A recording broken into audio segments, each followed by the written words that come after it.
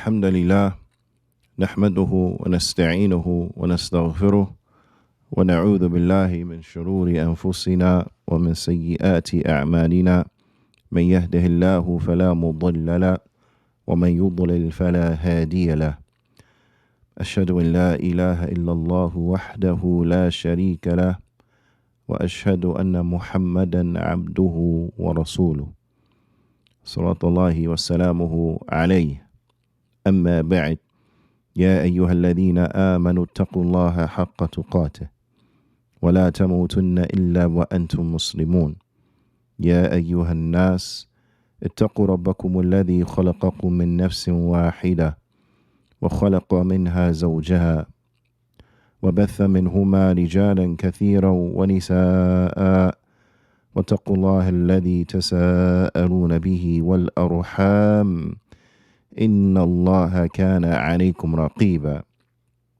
يا أيها الذين آمنوا اتقوا الله وقولوا قولا سديدا يصلح لكم أعمالكم ويغفر لكم ذنوبكم ومن يطع الله ورسوله فقد فاز فوزا عظيما أما بعد فإن أصدق الحديث كتاب الله وأحسن الهدي هدي محمد صلى الله عليه وسلم وشر الأمور محدثاتها وكل محدثة بدعة وكل بدعة ضلالة وكل ضلالة في النار ثم أما بعد حدثني جماعة من الشيوخ بإسناد كل إلى سفيان بن عيينة عن عمرو بن دينار عن أبي قابوس مولى عبد الله بن عمرو بن عاص عن عبد الله بن عمرو بن عاص رضي الله تعالى عنهما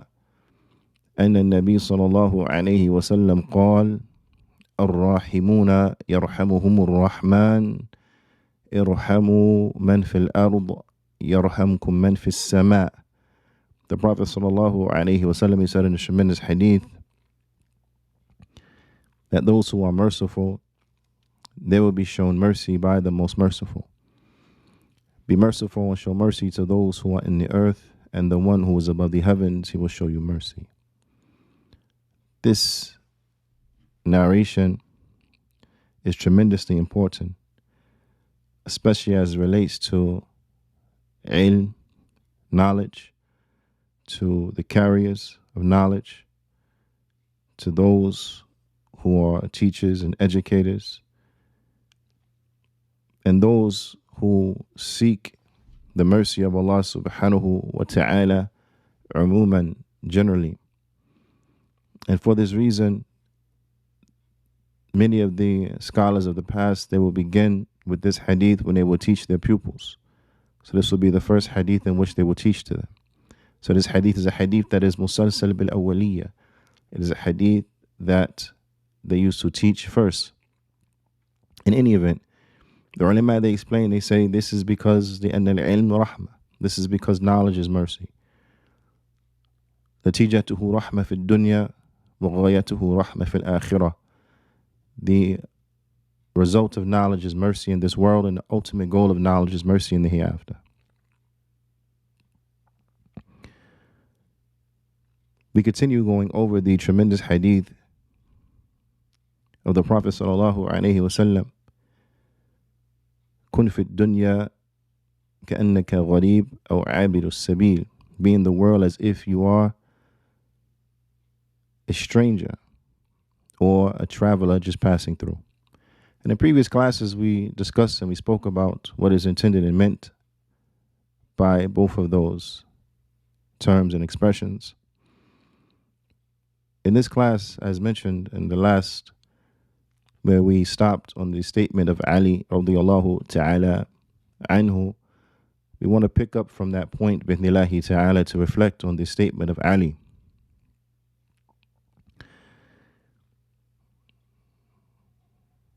It is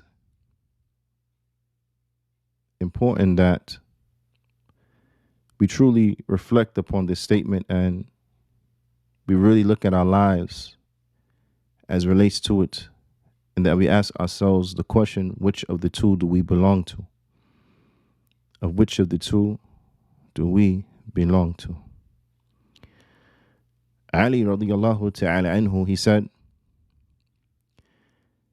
ارتحلت الدنيا مدبرا, that the dunya ارتحلت, it is going away from you. The dunya is moving away from you. وارتحلت الآخرة مقبلة. However, the hereafter is coming toward you. I want you to reflect on this now. The dunya itself, this worldly life, is moving away from you, is running away from you. And the hereafter is running towards you. Okay? وَلِكُلِّ وَاحِدَةٍ مِّنْهُمَا بَنُونَ. And every one of these two, each of these two, they have their children.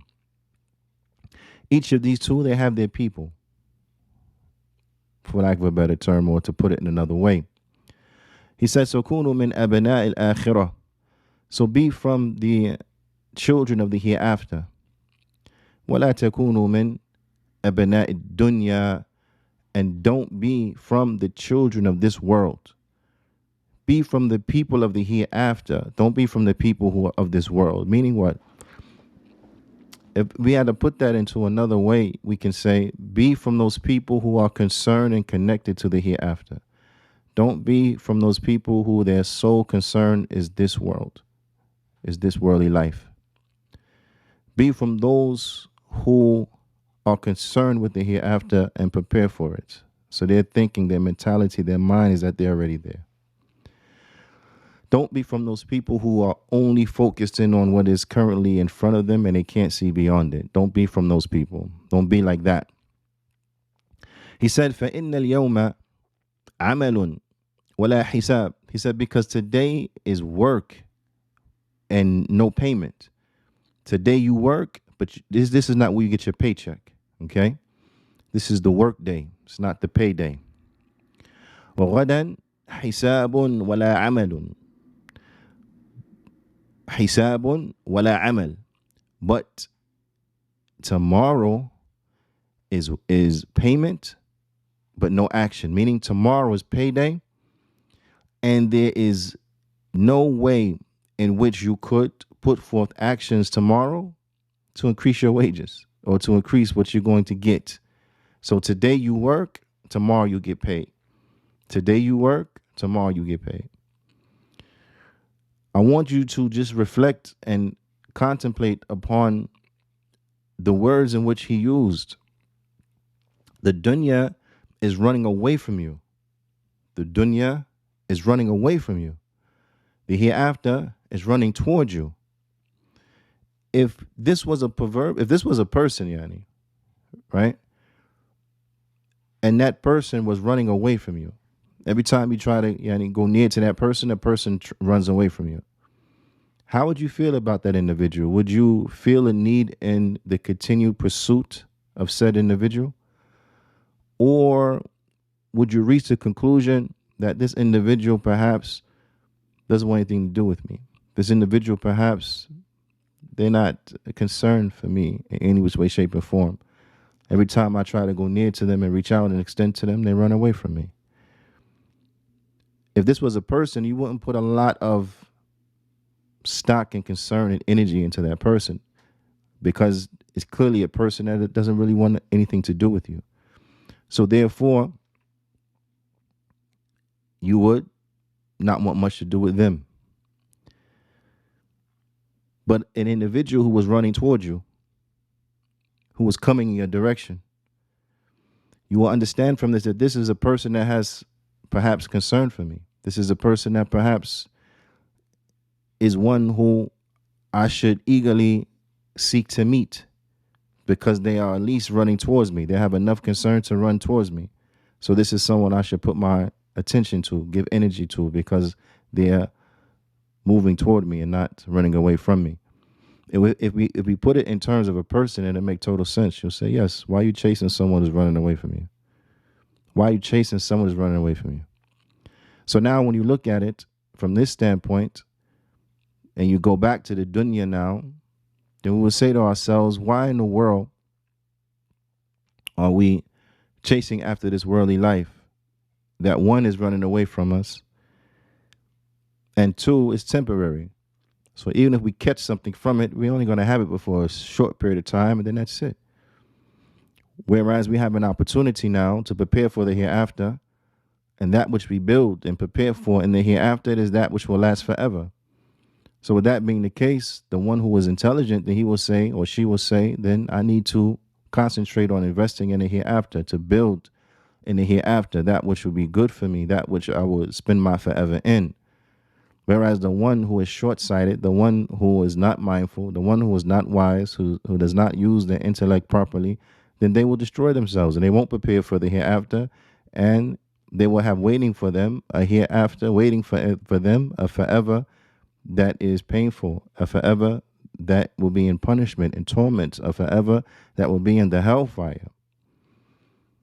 And as we all know, this is a fool's exchange.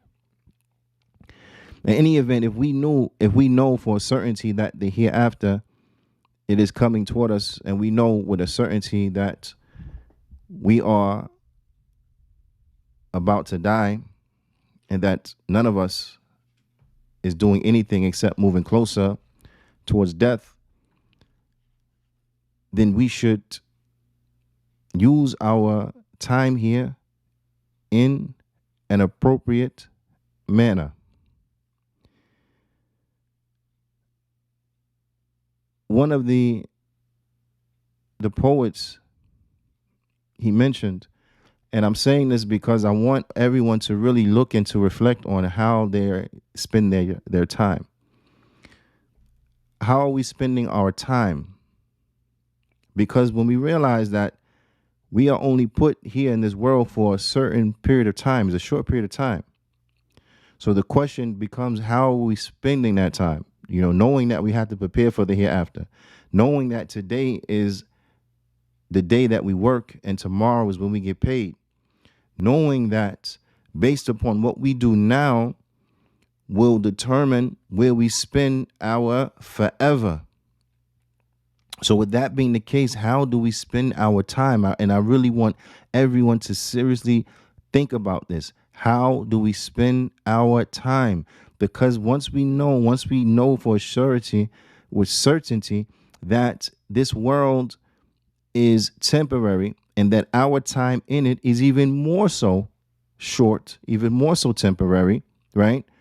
How are we spending the few moments that we have access to in this world? How are we spending it? This is the question that I'm asking myself, and I'm asking everyone who hears my voice, because I want you to walk away with some actionable pieces of information. I don't want this just to be something that you listen to, you click on it, or you listen to it and then it goes in one ear, it goes out the other ear, you give no consideration to it, or something that you feel overwhelmed where you say, well, it's so much, I don't, what piece of it am I supposed to hold on to? I don't know. What am I going to do? So I want to give you some, and give me some, actionable pieces of information that we can hold on to, identify, say, right there, grab it, hold on to it, implement it, put it into our life. And one of the things that I want you to take away from this particular session, this particular class episode, whatever the case is that what? Is that I want you to reflect on the manner in which you use your time. Because one of the poets, he said, إِذَا كُنْتُ أَعْلَمُ عِلْمًا يَقِينًا بِأَنَّ جَمِيعَ حَيَاتِي كَسَاعَةٍ فَلِمَا لَمْ أَكُونُ ضَنِينًا بِهَا. This is a powerful question. This is a question that I want you to ask yourself, right?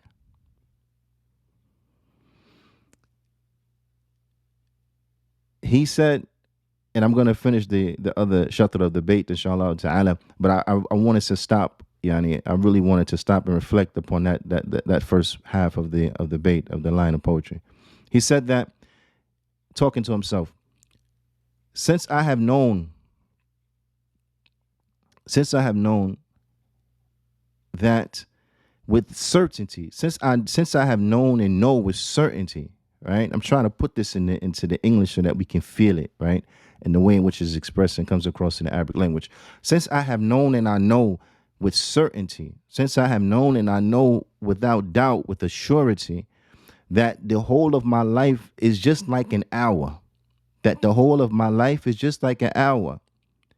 فَلِمَا لَا أَكُونُ ضَنِينًا بِهَا. So why should I not be stingy with it? Right? The whole of my life is only like an hour. So why shouldn't I be stingy with it?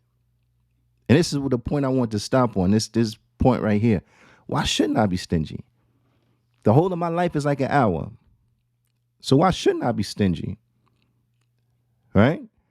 And then he goes on to finish, Yanni, the other line, or the other part in finishing that line of poetry. He said, وَأَجْعَلُهَا فِي الصَّلَاحٍ وَطَاعَةٍ. He said, so therefore I use it, why shouldn't I be stingy? And then therefore just use my life to gain benefit and upon obedience. Naam, fi salahin wa ta'atin. So why shouldn't I use the whole of my life, the whole of my hour? Why shouldn't I take my hour? I only got one. Why should I take my hour? Why shouldn't I take my hour and use it for benefit and for obedience? Of course I'm gonna be stingy. I can't afford it. Right? So this is the reality of the situation, that all of us are in the same boat. All of us are in the same situation. The whole of our life is only like an hour. That's it. Think back to I don't care how old you are right now. Think back to your earliest memory. Think back to your earliest memory. How fast did that seem? And the reason why I say I don't care how old you are is because no matter how old you are, when you look back at that time, it feels the same. You can be 80 years old and you can reflect back to when you were 8 and it feels the same. You can be 28 and reflect back to when you were 8 and it feels the same. It feels like it was just yesterday, just a blink of an eye. How many times do we say to ourselves, where has the time gone? Subhanallah. Those of us who have children, how fast, we always say, they grow up so fast. Now, you remember back to when they were little and now they're adults. Subhanallah. How many of us who Allah Ta'ala has blessed to live long enough to have grandchildren, you look back and you're saying, Subhanallah, now we have grandchildren, and I remember when my child was a baby. Subhanallah, it went by so fast. Where did the time go? Do you understand? This is how this world is. It's running away from us. It's not running toward us. It's running away from us. So why shouldn't we be stingy? We only got a little bit of time anyway. Only got a little bit of time to get it right. So why shouldn't I be stingy? I only got a little bit of time to get it right. Why shouldn't I be stingy? I can't afford to waste it. I can't afford to waste time. You can't afford to waste time. I cannot afford to waste time. Why? Because I don't have a lot of time to waste. I don't have spare time. I don't have no time to waste. I don't have time to waste time. You understand what I'm saying? So we understand this and we say this, but yet we still waste massive amounts of time. So much of our time is wasted. So much of our time is spent in a manner that is not going to benefit us when we reach the hereafter. So much of our time is spent in a manner that we're not doing anything to benefit our hereafter in that time. A lot of our time is spent like that. Now, I want you to reflect on the waking hours, right? Because the time that we sleep, that's when we sleep. So out of a day, we're sleeping, on average, 6 to 8 hours per day. All of us are sleeping on average 6 to 8 hours per day. So that only leaves us a small amount of hours per day to try to do something. And then those who have to work, that's 8 more hours now. 8 more hours, maybe a little bit more spent at work. And a little bit more because if those who commute to work and you add the time it takes you to commute, then you have to add that into it. Then you have an 8-hour shift. If you are in the medical field, a nurse or so on and so forth, you have 12-hour shifts. Now, so how much of your day really do you have to try to benefit yourself? But yet we find that of that time that we have to benefit ourselves, what we say, I'm tired. I worked all day. All these excuses, right? Then you may have to come home, you have to cook, you have to do this, you have to do that, you have other things you have to do. So we make all these excuses. And then the days go by, the weeks go by, the months go by, the years go by. And then we look back and we say, what have I done to prepare for my hereafter in all this time? And it's very little. Why? Because there's always an excuse. So unless we find a way to make a way, there is no other way. It is what it is, right? We have to capitalize. So with that being the case now again, why shouldn't I be stingy? Why shouldn't you be stingy? Nobody has time to waste time. So why are we wasting time? Allah musta'an. Shaykh Abdul Muhsin, he goes on and he says, وَقَدْ, to mention, وَقَدْ أَوْضَحَ النبي صلى الله عليه وسلم مثل هذه الحياة الدنيا وانتهائها وأنها ليست بدار قرار بقوله صلى الله عليه وسلم ما لي وللدنيا ما أنا في الدنيا إلا كراكب استظل تحت الشجرة ثم راح وتركها. حديث صحيح رواه الترمذي وغيره. The Prophet sallallahu alaihi wasallam, he made all of this clear. He clarified all of this in the most beautiful, excellent of manners, and he has shown to us the reality of this world, given to us a parable of the life of this world and how it is fleeting, how it will come to an end. It's not forever. It's very temporary. And that it won't last. And that is in his statement, sallallahu alaihi wasallam, what do I have to do with the dunya? Like, what real concern do I have for the dunya? When I'm only inside of this dunya like a rider who has dismounted and taken some shade under a tree. A person that's on a journey. They pull over, take some shade under the tree, and then I get up and leave it. He said, and this is the similitude of the dunya. It's like that time that you will spend under a tree. If you were riding, you would dismount and stay under the tree for a little bit. Then you get up and you leave, and that's it. Or like if you were driving, taking a road trip, driving long hours. So they have rest stations, right? Have rest stations. The similitude of the dunya is like the rest station. How invested do you really get into a rest station? You do what you got to do at the rest station. You may have to get some gas, right? You may have to restock on some snacks, get some more water, right? Some healthy things to drink, inshallah. Right? Healthy things to drink, inshallah. And you get back in the car and you leave. That's it. That's what this dunya is like. But do we treat it like that? I think that's the real question.